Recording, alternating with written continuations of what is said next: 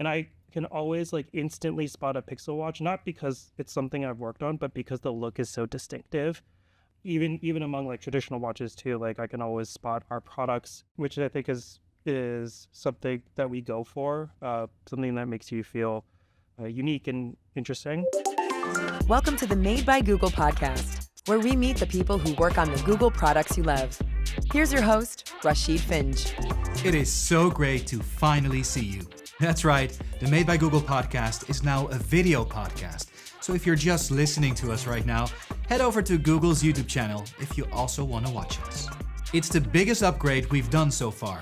What went into building the beautiful new Pixel Watch 4, which has a breakthrough new display and for the first time can be repaired by you. Let's learn all about it from product manager Francis Hoe. This is the Made by Google podcast. Francis, welcome to the show. You've been at Google for 6 years, but you had a much longer history in the world of wearables. So tell us about how you got started and what fascinates you about wearables. Yeah. So I've been, like you said, at Google for 6 years. Before Google, I was at a company called Fossil. For a while, they had a wearable division that made these hybrid watches that were kind of half smartwatch, half traditional watch. And they also made full stack smartwatches as well. And so I was there and I worked on our hybrid product line. It's a really beautiful product. And before Fossil, I was at a company called Misfit. Misfit was a wearable technology startup that originated in the Bay Area. And we made wearable activity trackers, so products like the Misfit Shine, the Misfit Ray. And I think wearables has been kind of my main product that I've ever worked on. And it's always been something that's like near and dear to my heart. I think for two reasons. One, like I like the idea of a product that someone chooses to wear every day. It's like every day you wake up and you decide to put on a wearable, and it's something that's really personal to you, like how it looks, how it feels, what it does. These are all choices that a user makes, and I like being part of that journey, kind of deliver them something that they'll wake up and be excited to put on, or go to sleep and be excited to have on their body. And I also think that wearables could deliver a lot of like really meaningful change, like whether it's something through health and fitness, like behavior change there, or whether it's about delivering on some of these safety journeys. So things like I was in a bike accident a couple of years ago, and a wearable helped me like get hope in that moment. So I think there's a lot of like really cool elements to how wearables affect your everyday life. And it's just a choice you make every day. Yeah, exciting journey and a tough job as well, I think. You mentioned hybrid watches. So just to be able to picture that, what does that look like? Yeah, so imagine a traditional watch, but it has a screen that sits underneath the cover glass. So it has these hands that you look down and you can use to tell time. And then in the background, there's this display that updates with different pieces of information, things like your heart rate, your steps, the weather. And it's a really cool combination of, traditional traditional looking watch mixed with a smartwatch capabilities, basically. You mentioned, you want people to feel excited when, they put on their watch, or maybe they even, go with it to sleep. What are things you're trying to do when designing a product like that in order to achieve that? I think it starts in two places. So one is the industrial design. So on Pixel Watch, we've had this shape by water aesthetic for the last 4 generations. And I think it's something that users really love. They find it really unique. It's something that's also quite iconic. Like if you live in the smartwatch world, or even if you're walking around outside, I have this, call it good or bad habit of staring at people's wrist when I walk around. It's just kind of a habit of mine that I've developed over the years. And I can always like instantly spot a Pixel Watch, not because it's something I've worked on, but because the look is so distinctive. Even among like traditional watches too, like I can always spot our products, which I think is something that we go for, something that makes you feel unique and interesting. I think the other part of it is how the software comes together. So, the watch needs to look great, but it also needs to feel great on the wrist. So these are things like we developed over the last 4 years, we've developed these incredible watch faces from all types, like more activity-based ones, more fashion-based ones, more expressive ones. So the watch face is that first level layer, and then beyond that, there's the system. So this year we're launching with our new Material 3 Expressive UI, and the Material 3 Expressive UI is a beautiful interpretation of like the system that we used to have. It has these incredible transitions, these shape morphing lists, edge hugging buttons. And I think all of those things come together when we think about making a watch that looks and feels beautiful. We'll dive into Pixel Watch 4 in a minute, but there's just one question I'm dying to ask. You mentioned, you look at people's wrists, and in your case, it could be that you're on the other side of the world, seeing someone wearing a watch that you were the lead on. What does that feel like, seeing someone wearing the thing you worked on the other side of the world? Oh, it's every time that happens, it's like there's like a little internal conflict that I go through. So on one hand, it's like really exciting to see. On the other hand, I just have this like really strong desire to stop them and ask them like, how's your experience? Like, what do you like? What do you dislike? Like, what would you want to see in the next generation? And I go through that like every time I see a Pixel Watch, but it's really exciting, and it's super, like, honestly, like super gratifying to see that happen. And it's like, yeah, kind of a mini moment of joy, essentially. Okay, so Pixel Watch 4, biggest upgrade yet. I'm wondering, Francis, what was sort of the overarching theme? Were there certain goals you had in mind when starting development that you wanted to achieve with Pixel Watch 4? That's a good question. So with a product like Pixel Watch 4, it's this year we had a all new hardware inside and out, and with that comes a whole slew of new experiences, both enabled by hardware, but also things that we've wanted to do in software for a long time. So I think this year was really about like, how do we bring innovation forward in this product? There are a lot of either firsts for a Pixel Watch, or even first in the industry, things like our dome display, things like satellite communications in emergency situations, and first for a Pixel, things like our first product that has a 30 and 40-hour battery life, our first product that is designed to be serviceable. So as we were looking at this year, we knew that this would be kind of our most innovative product, and really, how do we put that innovation forward in a way that will delight users and bring them something that they'll love to wear on their wrist. So let's talk about the screen now. Pixel Watches always had this dome-shaped cover glass, but now you also have a screen inside, which I think you call the Actua 360 screen, which itself is also curved, right? Yeah, so the new Actua 360 display is 10% larger and has 16% smaller bezels. And the whole dome, like you said, the whole display underneath is curved, and along with the dome itself. Now, this was a pretty incredible feat of engineering. When you look at doing something like this, it's not only about the design process between ID and engineering. It's also about, how do we take this new technology, this really unique idea, and bring it across the whole product. So things like, how do we test this to make sure not only is it going to be durable, but also like, will users enjoy this new curved dome effect? How do we make sure this is something that we can manufacture at scale? So when we go into mass production, it's something, that we can get really good yields on. So it's pretty incredible, like the effect it has on users and how much they like it. But it was also like a huge effort across the board from everyone on the team to make sure that this is something that we could land at quality. You call it shaped by water. That's sort of the guiding principle of, the design for Pixel Watch. Why is that important to us? I think shaped by water is an aesthetic that kind of differentiates us from other products in the market. It's this idea that, when it sits on your wrist, it's the display kind of encompasses it, almost like floats there on your wrist, and the images and the UI come up kind of underneath it. So I think maintaining this design language year over year is important because it helps us iterate on not only kind of the physical form factor, but also how the UI plays with it. So you now have the most advanced Pixel smartwatch, more complicated than ever. And then I guess you made it more complicated for yourself even, because it is also repairable now, which user repairable, that is, which I think must make it much harder to get everything right. How did you sort of make everything harder, more complicated, but then also added that on top of it? Yeah, service making the product serviceable was definitely a huge challenge.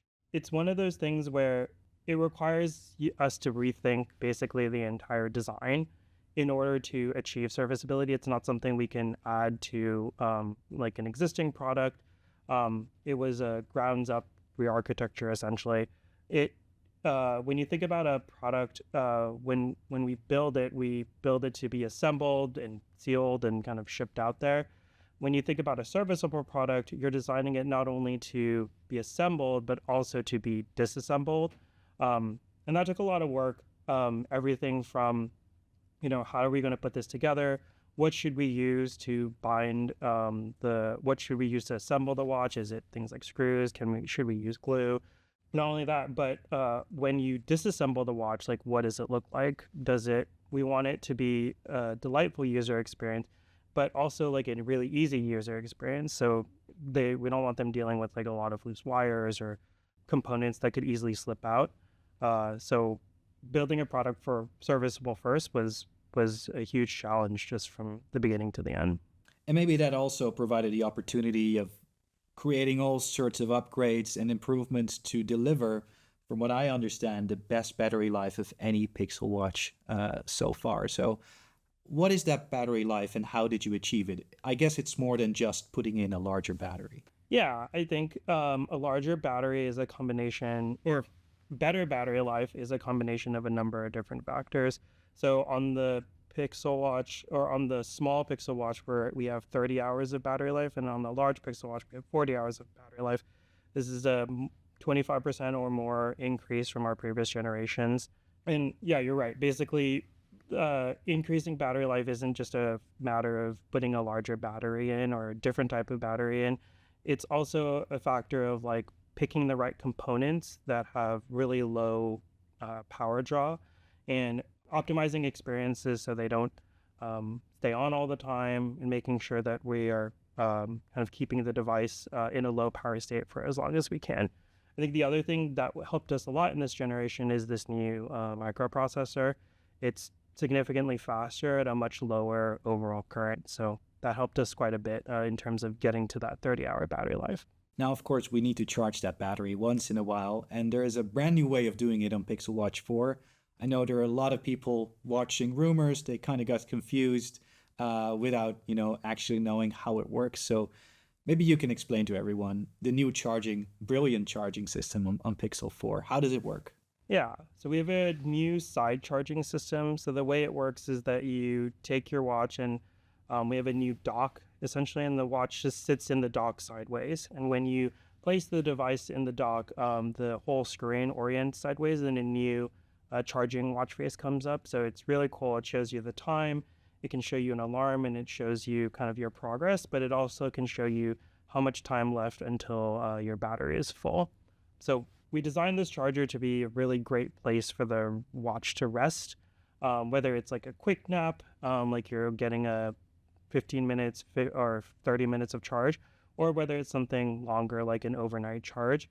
We want it to be a really purposeful place for you to charge, and not just another cord basically that sits in the tangle of cords that might be by your desk or by your bedside. So that's the new side charger. And like I said, it's not only like a great place to rest your watch, but it also charges incredibly fast. I'm wondering what came first. Was it like, oh, we want to have sort of a new way of resting the watch and a new experience when you are while charging, and that's why you moved sort of the charging system to the side? Or was there another reason to move it to the side, and then you came up with the idea, oh, well, we might as well make it extra useful in software? It was a combination of things, I think. We spent a lot of time reading through feedback of things like the charger, things like the watch itself, and what the charging experience is like. And charging is such an important part of the wearable journey because it's something you do frequently based off of you could do frequently based off of your usage. So I think it was a combination of wanting to improve that overall charging experience. And then as we were thinking through things like repairability and the new architecture of the watch itself, putting it on the side, I think, kind of made sense. And it gave us this additional opportunity to create this really delightful moment in the charging journey of like putting it on the side, having it be almost like a mini desk clock or a mini home next to you while you're charging. So let's talk about Gemini. I think there's been an amazing new innovation on Pixel Watch. Of course, Gemini only just arrived on Pixel Watch. You already have something new to make it really easy to use. Can you tell us more? Yeah. This year, we're introducing Raise to Talk. Raise to Talk basically gives you the ability to raise your wrists and start talking to Gemini. And the watch will automatically recognize when you're trying to talk to Gemini and open up that interface. We're really excited about Raise to Talk. I think with Gemini is such an incredible, capable, gives you such incredible, capable assistance on the wrist that we wanted to make accessing Gemini really, really easy. And I think Raise to Talk is such a natural gesture. Raise to Talk is perfect for things like when, your hands are full, if you have a drink in one hand and you don't want to use Hey G in a public space, or like if you're holding a baby or walking the dog. I think there's a lot of moments through our life where, we feel like, oh, it would be good to talk to Gemini, ask a quick question, ask it to set a reminder. But, your hands are full. So you say, okay, I'll do that later. And then you forget. So with the Pixel Watch and Raise to Talk, it makes doing all those things seamless. And really where we want to get to is making that like second nature, raising your wrist, talking to Gemini, get the information you need, provide it with the information that you wanted to remember, and move forward from there. Do you remember the first time while developing Pixel Watch 4 that you used Raise to Talk in a way that was like, yes, this is really good? Yeah, I think it was, I do the night walks for the dog sometimes, like after hours, or like after I get home, and I'm always kind of wondering what time some of the grocery stores around us close, because it's usually a little bit later, but I might have to pick up something. So I think the other day I was walking the dog through our neighborhood, and there was something I needed to pick up at Costco, but my hands were full.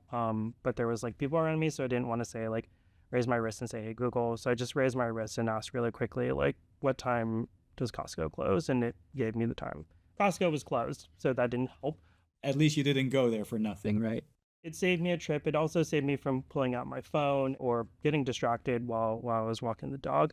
In that moment, I was like, it feels so natural to talk to Gemini and get this information. And it really started making me think about like, oh, what are the other ways in which like I could, it kind of like once you use Raise to Talk, it opens up this idea of like, where are other moments where I could use this incredible assistant and have it so quickly give me information on the go. So let's switch gears for a minute, talk about fitness and health, something that Pixel Watch is, of course, very known and famous for. I guess everything starts with sleep and sleep tracking, right? How did it improve in Pixel Watch 4?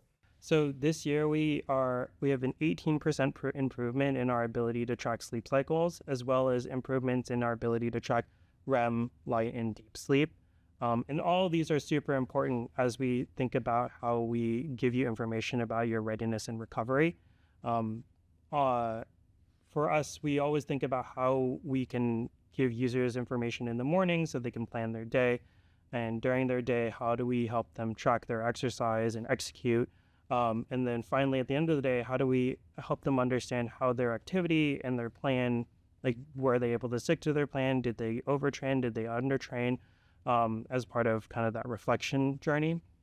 And sleep, readiness, and recovery are all part of that holistic journey empowering that cycle. Let's take this from the perspective of a runner, for example. I'm a runner on weekends. It's like a side quest I attempt sometimes. So what does Pixel Watch 4 has to offer for someone who is into those kinds of activities? Yeah. So last year for Pixel Watch 4, we have improved dual band GPS. This dual band GPS is awesome. It helps you track activities even if you're like doing a downtown city run with tall buildings around you, or you're doing a hike or a run through dense forests. It brings kind of our most accurate route tracking even in those really tough environments. So as a runner, I'm sure you do other activities as well as part of like cross training. So this year we're also bringing a new AI powered activity recognition system. So not only will we be able to recognize your runs if you don't happen to start them, but we can also recognize like kind of your cross training activities. So like if you bike, if you are doing like walks, or if you're like playing pickleball on the weekends as part of like improving your overall running and your cardio, we can automatically detect those activities and give you credit for them. And you can see it against your kind of holistic training plan. Francis, as the product lead for Pixel Watch 4, I'm wondering, during development, what was the feature you were most looking forward to coming to life and then using it yourself? I think the charging, it sounds kind of weird, but I think the charging is such a step up from where we were in previous generations that it's one of those things that as you're testing a feature, you start to think about whether or not like these features will lead to behavior change in our users. And I think early on, we recognized that charging might be one of those features. It's so fast that as a user, you start to think, okay, well, if it only takes 15 minutes to get to where I need to, or only takes 20 minutes to where I need to, can I change the way I charge to wear this more often? And I think I'm really excited to see how charging kind of changes how people use the watch and what kind of additional capabilities and features they start to use because the device can charge so much faster. So you've been working on wearables for over a decade. What if I could travel back in time and I'd show you a Pixel Watch 4 10 years ago? And by the way, I would tell you, hey, you worked on this. What would you have said? I'd be pretty shocked, especially since when I started my career in wearables, we were still using products with coin cell batteries and no screens. So I remember the first product I worked on with the screen. It was a huge change and a really different way to think about things. And to work on a product that like not only has a screen, but like this incredible dome display, this new charging system, and it's also like fully serviceable it's honestly kind of wild. It's further than I think I would have, if going back 10 years, I think it would be further than I would have assumed that we would have gotten, or a product that I would have worked on. Would have been, I think that would be a really cool moment.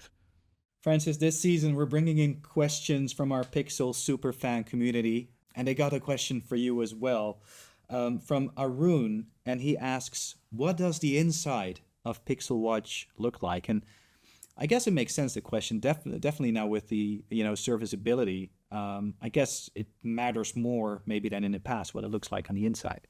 Yeah, the inside of the watch was definitely an area we spent a lot of time thinking about.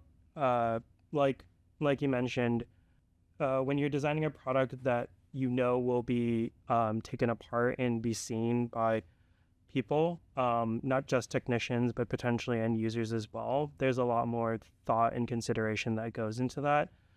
So things like the watch has an external kind of design and color scheme, and the inside of the watch this year also has something similar.